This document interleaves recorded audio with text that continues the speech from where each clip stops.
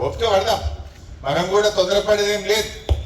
ఏదైనా ఒక సామెత ఉంటుంది, నిజం నిలకడ మీకు తెలుస్తుందట. ఒక సామెత ఏముంటుంది తెలంగాణలో, నిజం గడప దాటక ముందే అబద్ధం ఊరంతా చుట్టేస్తుందట. ఏ గట్ల అయిపోయింది మన పని.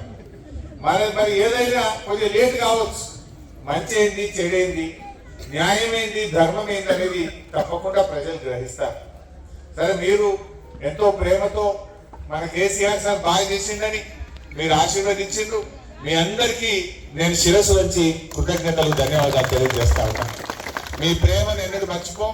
అన్ని మన పనులు ఆగబట్టుడు, మన గడాన్ని రద్దు చేసుడు, మనకేం జరగకుండా కుట్రలు చేస్తూ ఉన్నారు. బట్ అన్ని ప్రజలు గమనిస్తారు, ప్రజలు గొప్పవాళ్ళు. మనకు ఒప్పుకునే తొందర లేదు. ఏదైనా 4 రోజులు అయితే ప్రజలకు పాలేందో నీళ్ళేందో అర్థమవుతుంది.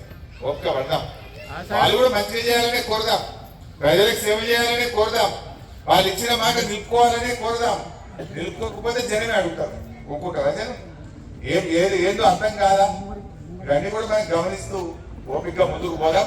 బట్ ఏది ఏమైనా తెలంగాణ తల్లి విగ్రహ ఆవిష్కరణ చేసుకోవడం చాలా సంతోషం. ఎప్పటికైనా తెలంగాణ గొంతుక అంటేనే మన కేసీఆర్, మన బీఆర్ఎస్. వీళ్ళకి ఎందుకంటే బీజేపీ వాళ్ళకైనా కాంగ్రెస్ వాళ్ళకైనా రాజకీయం ఎక్కువ, వాళ్ళకి అధికారం అంటే మక్కువ, రాజకీయం ఎక్కువ వాళ్ళకి. ఈ రాజకీయం అంటే వాళ్ళకు ఒక గేమ్.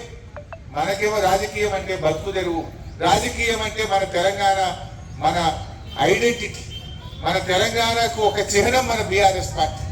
ఎప్పటికైనా ఈ తెలంగాణ జాతి గౌరవాన్ని కాపాడేది, తెలంగాణ ఆత్మ గౌరవాన్ని నిలబెట్టేది మన బీఆర్ఎస్ పార్టీ మాత్రం. తెలంగాణకు కష్టం వచ్చినా, తెలంగాణకి ఏదైనా ఇబ్బంది వచ్చినా ఢిల్లీలో పార్లమెంట్ లో గొంతు విప్పేది మన బీఆర్ఎస్ ఎంపీలు.